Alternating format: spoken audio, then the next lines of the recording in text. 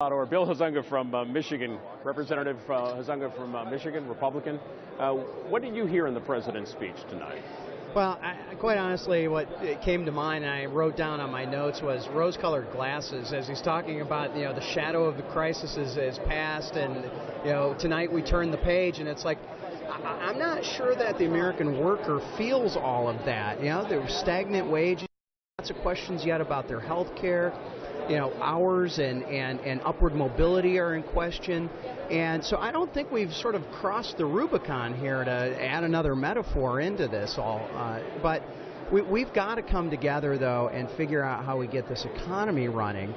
And, we've seen things like, at least he didn't talk about it directly tonight, but, discussion about taxing 529s and lots of different things that I think are going to add even more uncertainty. And frankly, we just need some stability. With the economy adding jobs last year, another drop in the unemployment rate, the stock market, the president pointed out is going up. So what's it look like when the economy is really humming along? Yeah. The president, you said rose-colored glasses. When do you get to take those rose-colored glasses off? Yeah, well, I think when people actually feel that in their pocketbook, and we've seen, and here's one of those rose-colored glasses examples. He's saying energy production is up and our independence is there, and it's like, well, that's because of private lands, not because of the public lands and the exploration that's gone on. I'll tell you one thing that has really sort of struck me in all of this. The unemployment rate gets quoted oftentimes, and I sit on the Financial Services Committee, so I watch this very closely. You have to go to that U6, umbrella 6 line of that labor report to see what the real number of unemployed and underemployed is. And that is still at least twice as high as what the official unemployment rate is. And that's when I talk about that instability and that uncertainty that people feel. On financial services, the House early on now has tried to has passed legislation overturning some of the Dodd-Frank regulations. Will we see more of that?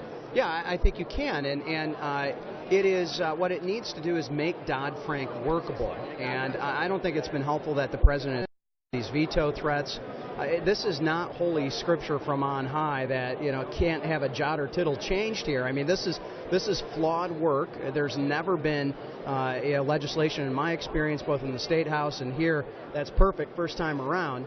And certainly 2,000 plus pages, we know that there are serious flaws in Dodd-Frank. We just have to face the reality of that. The President has already signed some of those from previous years. In fact, I had one of them. I have his signature on my wall as my freshman term, my first term, where we had to go back in and fix something in there. Right. And now all of a sudden, led sort of by Elizabeth Warren and others, are saying, this is holy script that we cannot touch, and we can't even discuss about how we are going to modify it. But isn't there a pretty big lobbying push up on Capitol Hill from financial services companies, banks, et cetera?